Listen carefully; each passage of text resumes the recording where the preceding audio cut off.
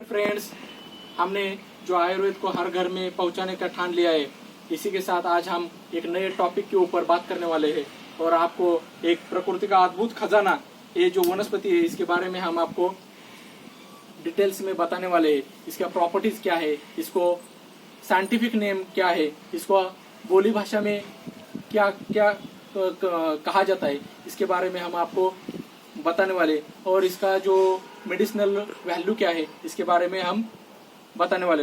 लेकिन जो लोग हमारे चैनल के ऊपर नए हैं तो उनको मेरी गुजारिश है कि आप चैनल को सब्सक्राइब कीजिए और लाइक कीजिए। चलो तो वीडियो स्टार्ट करते हैं। ये जो प्लांट है इसका बहुत ही फायदेमंद प्लांट है और हम इसको मराठीमध्ये याला ओवा म्हणतात, रान ओवा असं म्हटलं जातं। लेकिन ये आपके यहाँ इसको क्या कहते हैं तो इसका मुझे कमेंट बॉक्स में कमेंट कीजिए और वीडियो को सब्सक्राइब कीजिए। इसका जो नाम है ऑर्गेनम वल्गेरम, ऑर्गेनम वल्गेरम वाइल्ड मिंट नाम से भी ये जाना जाता है।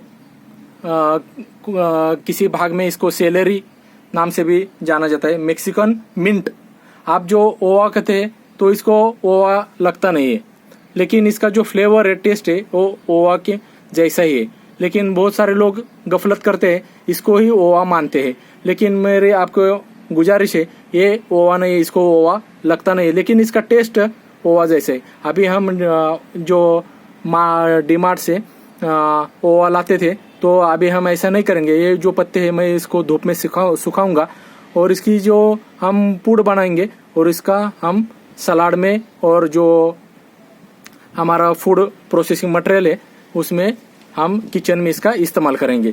तो ऑर्गेनो नाम से भी इसको जाना जाता है और वटलाव, गोवा में इसको वटलाव कहते हैं। ये बहुत ही इसका फ्रेगनेंस अच्छा है और खुशबूदार है।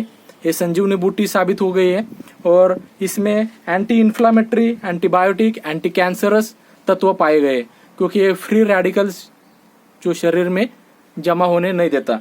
और ये जो प्रॉपर्टीज है इससे इसका महत्व बढ़ गया है। ये झुड़ुप वर्गीय वनस्पति है, इसको पान ओवा भी कहते हैं और ये ऑर्नामेंटल प्लांट है, जिसको आप अपने गार्डन में लगाओगे तो बहुत ही शोभा बढ़ाएगा, क्योंकि ये इसका जो बहुत ही अच्छा है, ग्लॉसी है। लेकिन आप ऐसे ही नहीं खा सकते, इसमें धूल जमा होती है, तो आपको ये अच्छे पानी में धोकर आपको इसको खाना चाहिए। लेकिन ये आपके गार्डन में आप लगा सकते हैं, किचन में भी इस्तेमाल कर सकते हैं। तो ये पत्ते सुखाने के बाद इसका फ्लेवर बढ़ जाता है, इसका ऑयल भी निकाल सकते हैं और जो ऑयल बनता है वो हम दांतों के लिए, दांतों का दर्द कम करने के लिए इसका ऑयल का इस्तेमाल कर सकते हैं।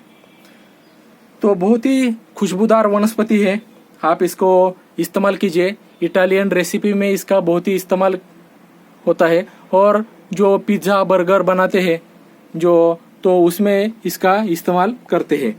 ऐसे ही हम जो भजी बोलते हैं, पकोड़े आप लोग बोलते हैं, तो उसमें और पराठा बनाने में, सूप बनाने में आप इसका इस्तेमाल, टोमेटो सूप में भी इसका जो पाउडर है इसका इस्तेमाल आप कर सकते हो। तो इसका लगाने का तरीका बहुत ही अच्छा है और सिंपल है, सादा है। आप इसको कटिंग करके ऐसे ही लगाओगे तो इसमें जरूर नया पौधा आ जाएगा। तो मेरे यहाँ बहुत सारे पौधे आ गए हैं, आपको मैं दिखा रहा हूँ। तो ये एक पत्ता गिरने के बाद उसको हजारों पत्ते लग जाते हैं। ये जो जिनको फेफड़ों की बीमारी है, ब्रोंकाइल अस्थमा में आप इसको इस्तेमाल कर सकते हो। तो यूरिनरी ट्रैक इन्फेक्शन जिनको ज़्यादा होता है, प्रॉब्लम होता है, तो वो लोग इसका इस्तेमाल कर सकते हैं, क्योंकि ये यूरिनरी ट्रैक इन्फेक्शन से निजात दिलाता है। क्योंकि इसमें आयरन, पोटेशियम, कैल्शियम, आयरन और जो पोटेशियम है वो ज़्यादा मात्रा में प्रेजेंट है। इसके साथ ही इसका मेडिसिनल वैल्यू बहुत ही है, क्योंकि इसमें कैल्शियम, फास्फोरस, राइबोफ्लेविन और फैट, प्रोटीन, कार्बोहाइड्रेट, आयरन और thiamine, niacin, vitamin A, vitamin B, vitamin C, vitamin K और एंटीऑक्सीडेंट बहुत ही मात्रा में है। तो मांसपेशियों को, जिनको मांसपेशियों का दर्द होता है, तो ऐसे में आप इसके पत्ते हर दिन चबा के खा सकते हो। तो आपको राहत मिलेगी, आपको सुकून मिलेगा। क्योंकि इसके पत्ते आप गर्म पानी में उबालोगे और उसमें आपका पाव डाल के आप 15-20 मिनट तक आराम करोगे तो भी आपको रिलीफ मिलेगी। तो मांसपेशियों का दर्द, जोड़ों का दर्द ये कम करता है और अपने हार्ट को भी ये स्ट्रेंथ देता है। तो आप इसका इस्तेमाल कीजिए। जिनको ये वर्मिसाइड का भी काम करता है और इंडाइजेशन का प्रॉब्लम है, एसिडिटी का प्रॉब्लम है, तो सुबह सुबह आप गुनगुने पानी के साथ इसके 2 पत्ते चबा के खाओगे तो इससे आपको राहत मिलेगी। ये एसिड का जो सिक्रेशन होता है बॉडी में वो इसको कम करते हैं। तो बहुत ही अच्छा है। आप कॉफ एंड कोल्ड, स्नीजिंग, बच्चों में जो प्रॉब्लम रहती है सर्दी की, इसमें भी आपको इसका इस्तेमाल और कर सकते हो और इससे आपको सर्दी से, राइनाइटिस से आपको राहत मिलेगी।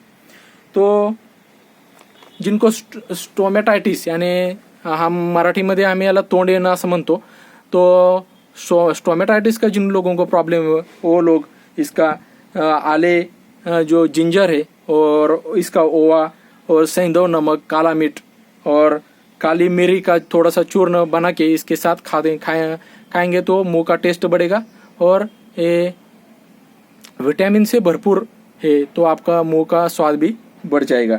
तो एंटी एजिंग प्रॉपर्टी है, जवानी बढ़ाता है तो बुढ़ापा जल्दी नहीं आता। तो आप हर दिन इसके 2-2 पत्ते खाइए, इससे बीमारी नहीं आती। जो फ्री रेडिकल्स शरीर में पैदा होते हैं उनको हटाता है। तो इसका बहुत ही अच्छा है। तो मैंने अपने गार्डन में इसको लगाया है, शामिल किया है। आप भी जरूर इसको अपने गार्डन में शामिल कीजिए। इसमें थाइमोल है, ट्राइटरपेप है, तो ये जो केमिकल गुणधर्म है तो इसका आप इस्तेमाल कीजिए। हमारे यहाँ बोली भाषा में याला ओवा असं म्हटलं जातं। तो तुमच्याकडे काय म्हटलं जातं हे सांगा। इसको जो स्मेल है वो ओवा जैसा आता है, टेस्ट भी ओवा जैसा है, लेकिन ये ओवा नहीं है। तो ऑर्गेनम वल्गैरम, इंडियन बोरेस भी कहते हैं। तो मेक्सिकन मिंट है, ऑर्गेनो और वटलाव करके पुकारा जाता है गोवा में। तो आपके यहाँ क्या कहते हैं इसको हमें जरूर कीजिए।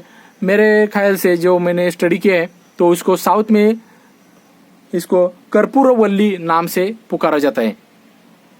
आप इसको लस्सी या मट्टा के साथ भी इसका सेवन कर सकते हैं। पत्ते सुखाने के बाद इसका फ्लेवर और भी बढ़ जाता है और बहुत ही अच्छा खुशबूदार ये पौधा है और सेहत का खजाना है और इसके हैरान करने वाले फायदे हैं। तो मित्रों, आप कटिंग करके इसको लगा सकते हो, पकोड़े में भी खा सकते हो। सर्दी के मौसम में आप पकोड़े इसके साथ बनाओगे और खाओगे तो बहुत ही अच्छा लगेगा। और ऑर्नामेंटल प्लांट है और इसको ज़्यादा पानी की ज़रूरत होती है और कड़ी धूप में सूख जाते हैं पत्ते, लेकिन ये एक पत्ता लगाने के बाद इसको हजारों पौधे इसके तैयार होते हैं। तो आप इसका इस्तेमाल कीजिए। और ये जो एंटी एजिंग प्रॉपर्टी है तो इसका इस्तेमाल कीजिए तो आपकी जवानी कारगर रहेगी और बुढ़ापा जल्दी नहीं आएगा। तो जो एंटीबायोटिक, एंटी कैंसर, एंटीऑक्सीडेंट का इसका गुणधर्म है तो इससे इसके ये बहुत ही फायदेमंद है और एजिंग प्रॉपर्टी को ये स्टॉप करता है। तो मित्रों, इटालियन रेसिपी में इसका ज़्यादा इस्तेमाल करते हैं, पिज़्ज़ा, बर्गर बनाने में इसका इस्तेमाल करते हैं और खांसी जुकाम को दूर करने में या इसका इस्तेमाल करते हैं। ऐसे ही जो जिनको ब्रोंकाइल अस्थमा का प्रॉब्लम है तो ये लोग भी इसका अजवाइन के लीफ का इस्तेमाल कर सकते हैं, इंडियन बोरेज का इस्तेमाल कर सकते हो।